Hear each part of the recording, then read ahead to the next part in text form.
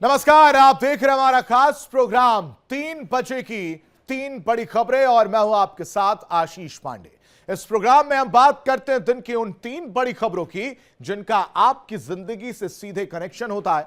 अक्सर खबरें बहुत होती हैं, लेकिन उनमें से कौन सी आपके लिए सबसे जरूरी है यह समझना आसान नहीं होता, और इसलिए इस प्रोग्राम के जरिए हम आपके लिए चुन कर लाते हैं 3 ऐसी अहम खबरें जिनका असर कहीं ना कहीं आपकी जेब, आपकी सुरक्षा या फिर आपके रोजमर्रा के जीवन पर पड़ता है। हमारा मकसद है कम समय में आपको साफ, सरल और काम की जानकारी मिले, जिससे आप हर जरूरी खबर से अपडेट रहें।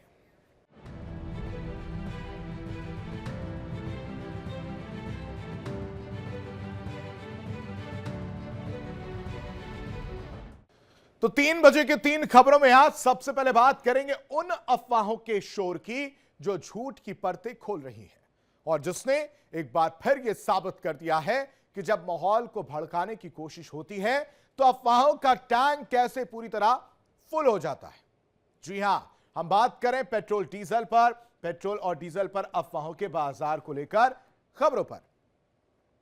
दूसरी खबर, नापाक मंसूबों के साथ तैयार की गई एक बड़ी साजिश। ये 3 बड़ी खबरें हैं जिन पर हम चर्चा करेंगे, जिसे नाकाम कर दिया गया है। तीसरी और आखिरी बड़ी खबर है बंगाल की धरती से, जहां पर हर बार कोई ना कोई सियासी या सामाजिक हलचल सुर्खियां बनती ही हैं। इस बार भी माहौल को गरमाने की कोशिश हो रही है। श्री राम के नाम पर सियासत की आड़ में टकराव का रंग चढ़ाने की कोशिश की जा रही है।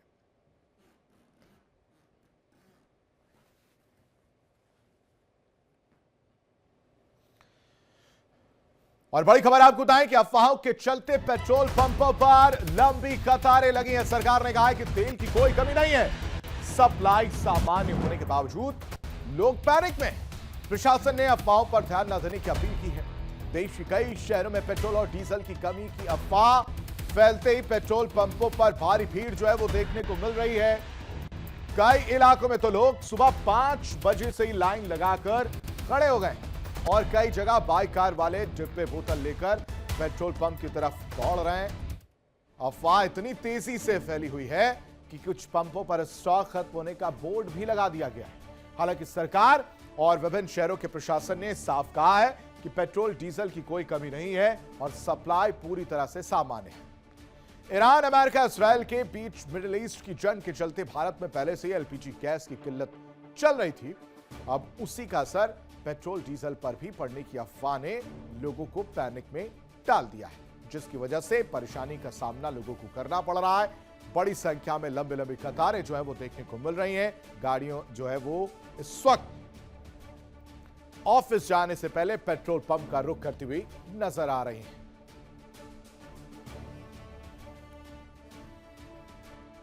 टंकी में मैंने देखा नहीं, मैं यहीं पेट्रोल लेता हूं तो मैं यहीं पे आ गया हूं।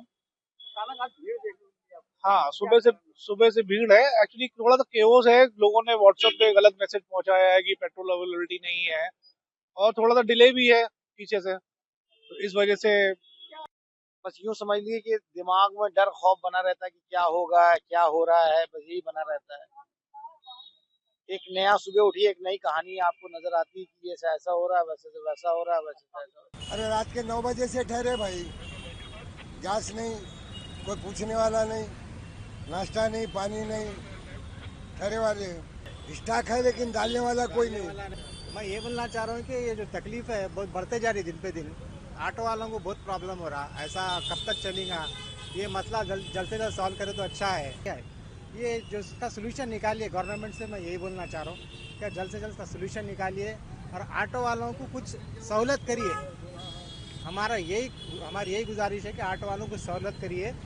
ये जो गैस की किल्लत हो रही है इसको दूर करिए। शेख अब्दुल अजीर साहब, मैं जो है ना 8 बजे फिर रहा हूँ। मैं अब तक 13-14 पेट्रोल पंपा देख लेके आया। यहाँ आए तो यहाँ गैस है लेकिन डाल रहे नहीं। जो रहे क्या बोल रहे हैं कि भाई काम करने वाले नहीं है, थक गए चले गए बोल रहे हैं। 6 बजे डालता हूँ बोला, 6 बजे भी नहीं डाला। अब 10 बजे बोला नहीं, बोला अब 11 बजे बोला। अब क्या डालता नहीं मालूम। हमारी गुजारिश है कि हर पंप पे थोड़ा थोड़ा गैस भी डाले तो हर पंप पे के ऑटो वालों को सहूलत होती। तो फ्यूल को लेकर फेक न्यूज सामने आ रही है, सोशल मीडिया पर फेक न्यूज भी फैल रही है, जिसकी वजह से अब पैनिक वाली सिचुएशन देखने को मिल रही है। अफवाहों का टैंक जो है इस वक्त फुल नजर आ रहा है, क्योंकि लोग ऑफिस जाने से पहले पेट्रोल पंप पर नजर आ रहे हैं। वजह है पेट्रोल डीजल को लेकर फैलाई जा रही अफवाह, जिसकी वजह से अफरा तफरी का माहौल देखने को मिल रहा है। अफवाहों का बाजार गर्म है और पेट्रोल पंप पर लंबी कतार लगी है। खबर पर ज्यादा जानकारी के साथ संवाददाता अलग अलग जगह से हमारे साथ जुड़े हैं। हमारे साथ चेतन ठाकुर जुड़े हैं, साथ ही साथ हमारे साथ पुष्पेंद्र तिवारी और अनुज कुमार लखनऊ से जुड़े हैं, और पुष्पेंद्र भी छतरपुर से हमारे साथ जुड़े हैं। पुष्पेंद्र, सबसे पहले आपका रुख करेंगे। चेतन भी हमारे साथ इंदौर से जुड़े हैं।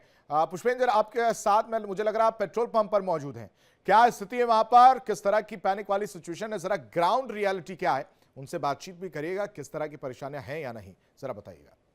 नहीं, बता दें सोशल मीडिया का दौर है और सोशल मीडिया पर व्हाट्सएप हो या फेसबुक हो या इंस्टाग्राम है, यहाँ पर कुछ वीडियो आते हैं, उनको देखकर लोग पैनिक होते हैं और पेट्रोल पंप पर सुबह से पहुंच रहे थे। लेकिन अब स्थिति सामान्य है। आप देख सकते हैं छतरपुर के अब सबसे व्यस्ततम पेट्रोल पंप पर हैं, या बागी धाम का पेट्रोल पंप है। हमारे साथ वहाँ के कर्मचारी भी मौजूद है।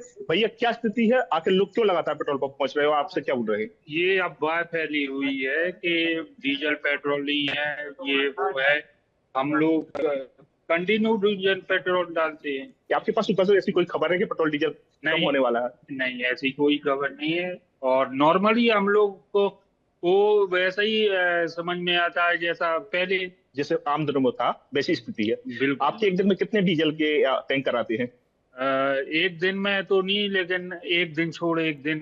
अच्छा, जो डीजल के टैंकर आते हैं वो लगातार आते हैं, आता रहता है। आसिफ साहब देख सकते हैं पेट्रोल पंप पे पूरी तरह से खाली है। इक्का दुक्का लोग भी आ रहे हैं, और जो सामान्य स्थिति रहती है आम दिनों में वैसे ही लोग यहाँ पर आ रहे हैं और एक एक करके पेट्रोल। इनसे बातचीत करेगा। जो लोग पेट्रोल डलाने आ रहे हैं उनसे भी जरा उनके पास जाइए, उनको पूछिए जो सोशल मीडिया पर अफवाह भी शायद फैल रही है उसको लेकर किसी तरह क्या उनको परेशानी है एग्जैक्ट। क्या आपको डीजल पेट्रोल मिल रहा है? भैया अभी नहीं मिला है। अभी आप आए हैं, लेकिन सोशल मीडिया पर जो अफवाह फैल रही है उनको क्या कहेंगे आप? आपने कहाँ सुना? सुन तो रहे, लेकिन वो हमें सही नहीं लग रहा। रोज पर मिल रहा हूँ, लेकिन आज अभी नहीं है यहाँ पे, इतनी दिक्कत।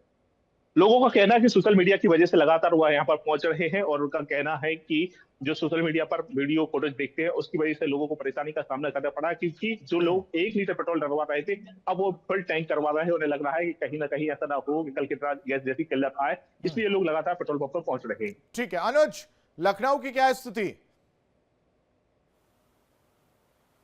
बिल्कुल आशीष, कल रात तस्वीरें निकल के आई थी, कुछ 2 पेट्रोल पंप की तस्वीरें थी, एक पुराने लखनऊ और एक आशियाना। आप पुराने लखनऊ का अच्छी भली बातें जानते हैं कि थोड़ा उधर जो लोग रहते हैं, थोड़े अन्य लोग रहते हैं वहाँ पे, थोड़े से मतलब ज़्यादा उन बातों को ज़्यादा मानते हैं, ज़्यादा सुनते हैं। तो वहाँ पे पुराने लखनऊ के पेट्रोल पंप पे काफ़ी देर रात 11 बजे के बाद भीड़ देखने को मिली, और वहीं आशियाना की तरफ भी भीड़ देखने को मिली। पर सुबह होते होते तमाम सरकार की ओर से प्रेस रिलीज और ट्विटर अकाउंट से एक्स से भी निकल के सामने आएगा ये फेक न्यूज है, अफवाह है, किसी तरह की कोई भी पेट्रोल और डीजल की कमी नहीं है। पर ग्राउंड रियलिटी चेक खुद मैंने अपने राजधानी लखनऊ के हजरतगंज और अलीगंज के 2 पेट्रोल पंप पे गया, जिसमें एक इंडियन ऑयल था, दूसरा एचपी था। वहां पे सामान्य दिनों की तरह ही लाइनें लगी थी, लोग पेट्रोल डलवा रहे थे। लोगों का साफ तौर पर कहना था जिस तरह से 1-1.5 मिनट के अंदर जो पेट्रोल मिलता है मिल रहा है, कोई लंबी कतारें नहीं है, लंबे समय तक इंतजार करना नहीं पड़ रहा है। और पेट्रोल पंप के कर्मचारियों का कहना है, साफ तौर पर इंकार था कि कोई मतलब किसी तरह की यहाँ पे किल्लत नहीं है, पेट्रोल पर्याप्त मात्रा में स्टॉक में भी है।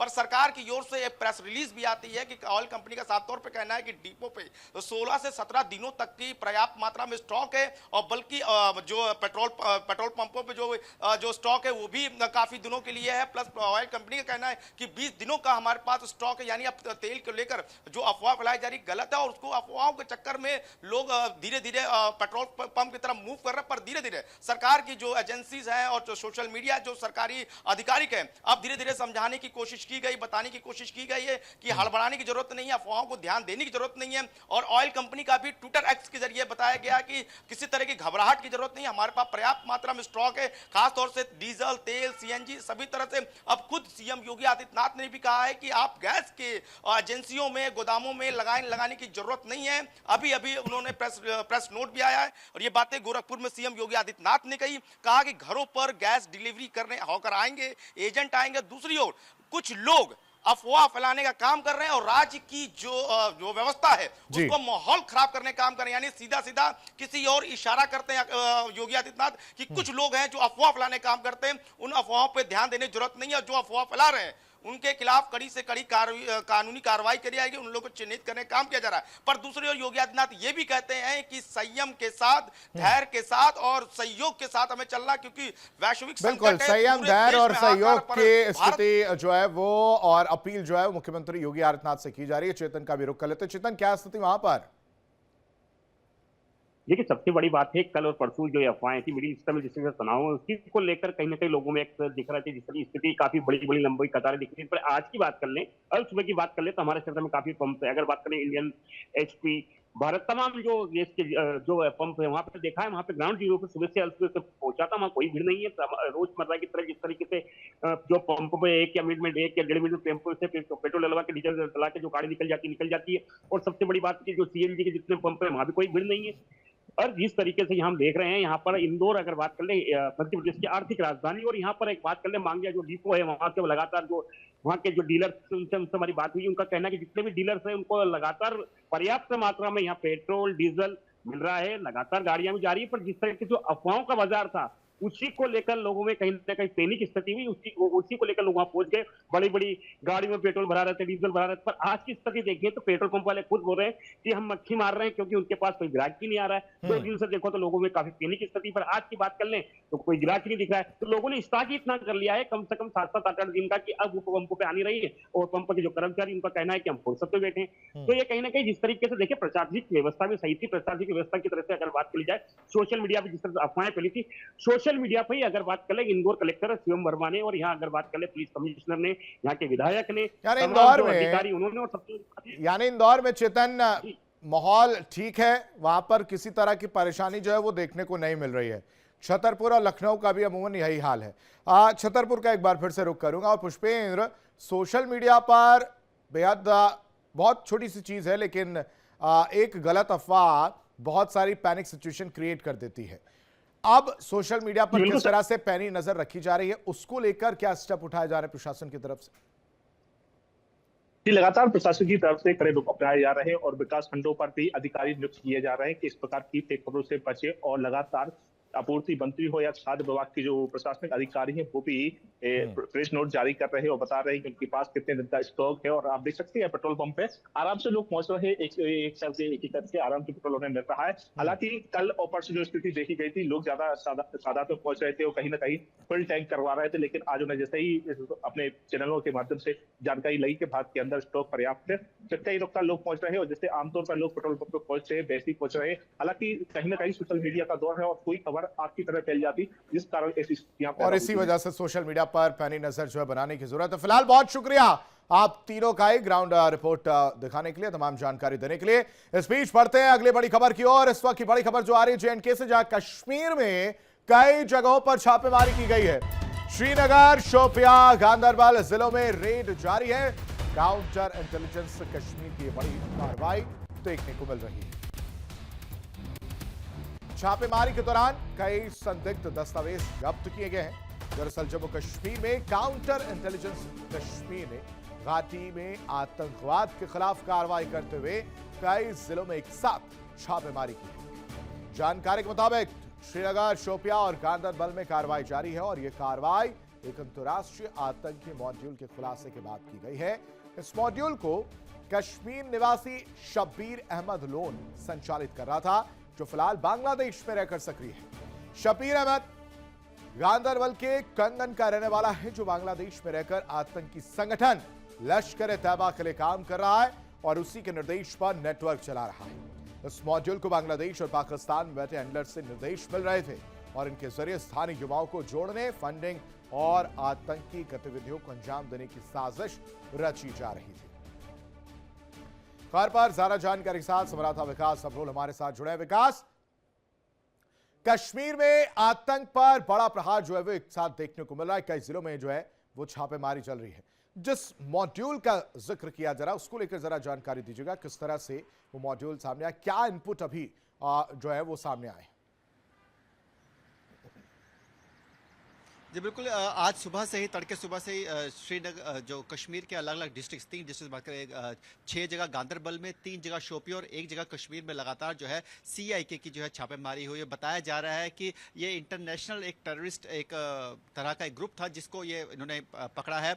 इसमें शब्बीर अहमद लोन का नाम सामने आ रहा है जो लश्कर तैयबा का एक आतंकवादी है और लगातार इस समय जो है वो वैसे गांदरबल के कंगन इलाके का रहने वाला है, लेकिन इस समय वो बांग्लादेश में है और बांग्लादेश पाकिस्तान में मिलकर वो जो है एक टेरर ऑपरेशन करने की कोशिश कर रहा था, पूरा एक मॉड्यूल बनाने की कोशिश कर रहा था जिसको ध्वस्त करने के लिए इन जगहों पे छापे मारे गए। और बताया जा रहा है कि कई डिजिटल सबूत और कई सामान जो है CIK ने अपने साथ कब्जे में ले लिया है और उसकी जो है साक्ष्य जो है वो जुटाए जा रहे हैं। लगातार पिछले काफ़ी समय से देख रहे हैं हम कि जिस तरह से बांग्लादेश में हालात बने हुए थे, वहाँ पर जिस तरह से कई ऐसे ग्रुप थे जो भारत के खिलाफ वहाँ पर आवाज़ उठा रहे थे।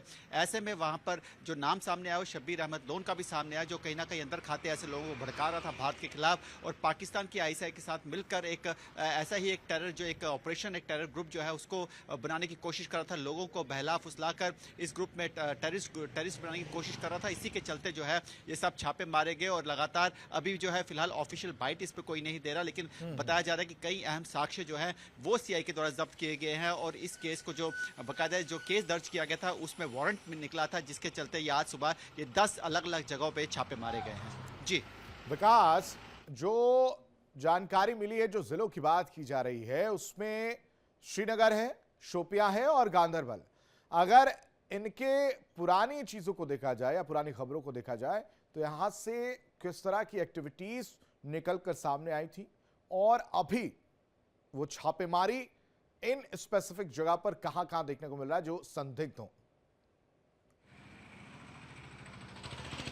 देखिए, जिस तरह से बताया गांदरबल के 6 अलग अलग इलाके हैं जहां पर ये छापेमारी जो है वो चल रही है। हालांकि सुरक्षा कारणों से हर इलाके का भी नाम बताना संभव नहीं होगा क्योंकि कई इलाके होते हैं, कई ऐसी चीज़ें होती हैं जो बाहर ना जाए। फिलहाल अभी उनको थोड़ा सा अंडरग्राउंड ही रखा जाए तो ठीक है। उसके अलावा 3 जो हैं वो शोपियां इलाके हैं, शोपियां के इलाके हैं और एक श्रीनगर का इलाका है। इन इलाकों में छापेमारी चल रही है। देखिए, हम पिछले काफ़ी समय से देख रहे हैं कि टेरर ऑपरेशंस को लेकर लगातार जो है सुरक्षा बल अलग अलग, चाहे कश्मीर संभाग हो या जम्मू संभाग हो, यहाँ पर अलग अलग छापेमारी चलती है। एक ओवरग्राउंड नेटवर्क जो है उसको ध्वस्त करने के लिए टेरर मॉड्यूल में जुड़े लोग हैं जो लोगों को बहला फुसला के जो अपने जो टेररिस्ट बनाते हैं उनको, क्योंकि देखिए जो सबसे अहम कड़ी होती है टेररिज्म की वो स्लीपर सेल होता है और इसी स्लीपर सेल को जो है लगातार ध्वस्त किया जा रहा है। आप देखेंगे पिछले काफी समय से पहलगाम अटैक के बाद लगातार जो है जो सुरक्षा बल है उनका खुफिया तंत्र लगातार मजबूत हुआ है, जनसंपर्क बनाया गया और इसी के चलते कहीं ना कहीं बहुत बड़ी कामयाबियां जो है वो सुरक्षा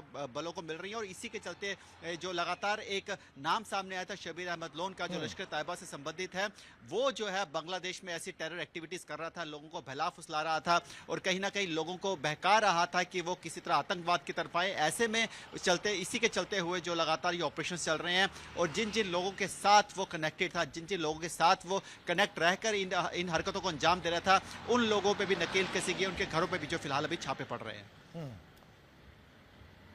विकास, घाटी में युवाओं को बरगलाना पहले की स्थिति और अब की स्थिति में अगर देखा जाए तो अब उस तरह से तो चीजें नहीं रह गई, लेकिन अभी भी कहीं इस तरह के जो आतंकी हैं जिनकी इन्वॉल्वमेंट देखने को मिल रही है, खासकर कि शब्बीर की जो हम बात कर रहे हैं उसके इन्वॉल्वमेंट को देखा जाए तो वो बांग्लादेश में बैठकर अगर ये चीजें कर रहा है तो जाहिर सी बात है कि कोई और है जो उसकी मदद करता हुआ नजर आ रहा है। जी देखिए, धारा 370 टूटने के बाद से लगातार जम्मू कश्मीर की आबो हवा बदल गई है। जम्मू कश्मीर में जो पत्थरबाजी हुआ करती थी, खासकर कश्मीर घाटी में, जम्मू में तो नहीं होती थी, कश्मीर घाटी में होती थी, वो बंद हो गई है। अब कहीं ना कहीं वो जो एक टेररिस्ट ग्रुप्स थे, जो अलगाववादी ग्रुप्स थे, उन पे लगाम लगने के बाद कहीं ना कहीं इन चीज़ों में फ़र्क पड़ा है। देखिए, यही लोग थे जो लोगों को वहाँ पर बिजनेस देखिए, क्योंकि वहाँ पर अलगाववाद इतना फैल चुका था, टेररिज्म इतना फैल चुका था कि वहाँ पर टूरिज्म भी कम हो चुका था, लोगों के पास खाने के पैसे नहीं थे। ऐसे में लोगों के पास जब पैसे नहीं थे तो टेररिस्ट ग्रुप्स जो थे वो लोगों को पैसे का लालच देकर अपनी तरफ खींचते थे, तो कहीं ना कहीं उस वजह से लोग पैसे की वजह से टेररिस्ट बनते थे। लेकिन अब वहाँ पे आबो हवा बदल चुकी है। कहीं ना कहीं देखिएगा जो टूरिज्म जो है लगातार हर साल जम्मू कश्मीर में बढ़ रहा है, जिसकी वजह से लोगों के पास बहुत काम है। ऐसे में लोग अब टेररिज्म का रुख नहीं करके आम लोग जो है जनजीवन जी रहे हैं। वही बात अगर हम करें शब्बीर अहमद लोन की, तो जो अगर बांग्लादेश में बैठा वो काम करता तो उसको ISI का पूरा सपोर्ट था। वो कहीं ना कहीं यहाँ पर लोगों के साथ कनेक्टेड था, जिन लोगों उनके साथ कनेक्टेड था, उन्हीं के घरों में, उन्हीं के इलाकों में छापे पड़े हैं और उन्हीं लोगों की तफ्तीश की जा रही है कि पिछले 1 साल से वो किन किन लोगों के साथ कनेक्टेड था, उनकी क्या क्या बात चली, चाहे वो व्हाट्सएप चैट हो या फिर उनके साथ फ़ोन कॉल्स हो या किसी भी तरह की ईमेल्स हो। इसी तरह के डिजिटल साक्ष्य जो है वो अभी फिलहाल सीआईके ने जो है वो अपने कब्जे में ले लिया और इन्हीं डिजिटल साक्ष्य जो थे वही प्रूफ थे उनके पास, जिसके चलते हुए ये आज जो है सीआईके की रेड वहां पर पूरे कश्मीर संभाग में जो 10 अलग अलग इलाकों में चल रही है। बहुत शुक्रिया विकास तमाम जानकारी देने के लिए। बढ़ते आगे, बंगाल की बात करेंगे। बंगाल में चुनाव के बीच आज रामनवमी जुलूस के कारण राज्य का सियासी माहौल गरमाया हुआ है। हावड़ा में अगर बात करें तो हावड़ा में आज रामनवमी के मौके पर 2 बड़ी शोभा यात्रा निकाली गई और इसमें पहली यात्रा अंजलि पुत्र सेना ने निकाली है। भवानीपुर में शोभा यात्रा बीजेपी नेता शुवेंदु अधिकारी भी शामिल हुए। शुवेंदु अधिकारी भवानीपुर में ही बंगाल की सीएम ममता बनर्जी को चुनौती दे रहे हैं और रामनवमी के दिन चुनाव प्रचार की शुरुआत भी की गई। आज हावड़ा में दूसरी शोभा यात्रा विश्व हिंदू परिषद की तरफ से निकाली गई, जिसके लिए 6 बजे तक का वक्त तय किया गया कि तब तक शोभा यात्रा जो है वो निकाली जा सकती है। यानी बंगाल में इस वक्त रामनवमी की धूम जो है वो देखने को मिल रही है, चुनावी रामनवमी जो है वो देखने को मिल रही है।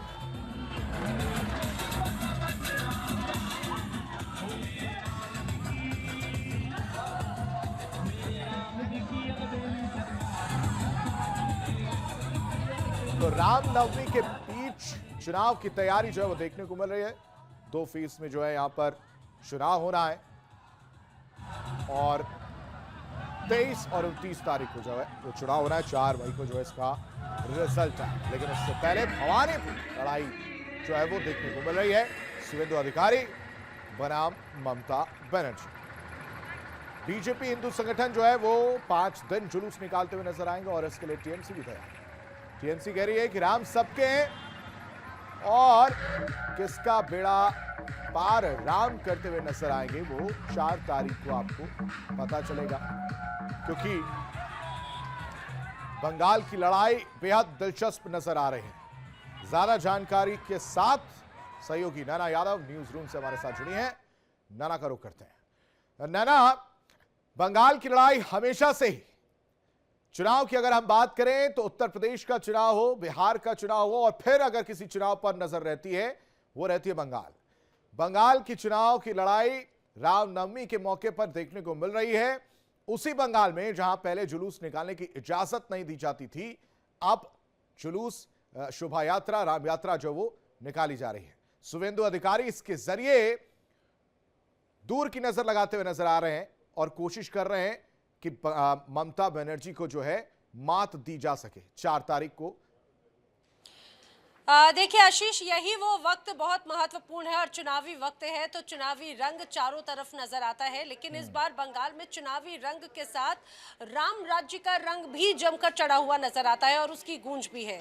समझिए, एक तरफ मुर्शिदाबाद में जब देखते हैं कि जिस रूप में बाबरी मस्जिद का जिक्र होता है, तो अब पश्चिम बंगाल में रामनवमी के वक्त में राम राज्य का भी पुरजोर तरीके से यहाँ पर शोर साफ तौर से सुनाई देता है और यही वजह है कि भवानीपुर और नंदीग्राम से बीजेपी उम्मीदवार शुवेंदु अधिकारी बड़े स्तर पर कैसे रैली निकालते हुए नजर आ रहे हैं और लोगों को भी एक तरह से आह्वान कर रहे हैं कि वो इस तरह के आयोजनों का हिस्सा एक तरह से बने। आप ये समझिए कि जिस रूप में रामनवमी का पर्व है और एक अलग उत्साह के साथ में बड़े स्तर पर रैली यहाँ पर साफ तौर से निकाली गई और आपने वही बात जो कही थी कि जिस रूप में इसके पहले हमने देखा कभी सुरक्षा के लिहाज से या कभी तमाम अलग अलग दलीलों के साथ में इस तरह के तमाम कार्यक्रमों पर पाबंदियां रहती थी या परमिशन नहीं मिला करती थी, लेकिन वही पश्चिम बंगाल अब बदला सा नजर आता है। ये सिर्फ चुनाव का शोर है, चुनाव की वजह से या फिर ये कहा जाए कि बदलाव की एक अलग लहर पश्चिम बंगाल में नजर आती है, क्योंकि शुवेंदु अधिकारी ने एक बार फिर से कहा कि बंगाल राम राज्य चाहता है और बंगाल में राम राज्य आकर रहेगा। नैना, आपने एक शब्द का प्रयोग किया जिसमें आपने कहा कि पहले, जो मैंने जिक्र किया था कि पहले परमिशन नहीं मिलती थी, लेकिन परमिशन ना मिलने के पीछे के साथ आप किसी को खुश करने के लिए सबको बदनाम नहीं कर सकते। किसके लिए क्या किया जा रहा था? छोड़ दीजिए, राजनीति पश्चिम बंगाल में हर समय चली है, आज भी चल रही है, आगामी दिन भी चलेगी। परिवर्तन होने से यहाँ पे पॉलिटिकलाइजेशन का अंत होगा उसी के लिए हम लोगों ने परिवर्तन का हवा उठाया।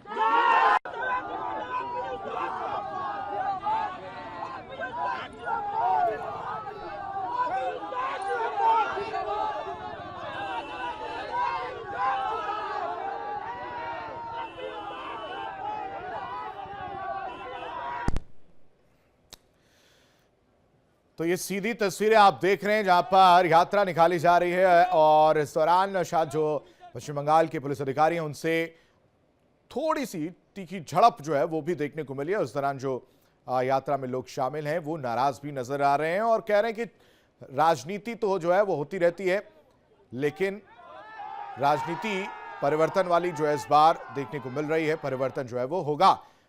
बेहद शुक्रिया नैना तमाम जानकारी देने के लिए। और यहां रुकते हैं कुछ पलों के लिए। इंडिया डेली पर खबरों का सिलसिला लगातार जारी है। देखिए इंडिया डेली 24/7 अब आपके स्मार्ट टीवी पर।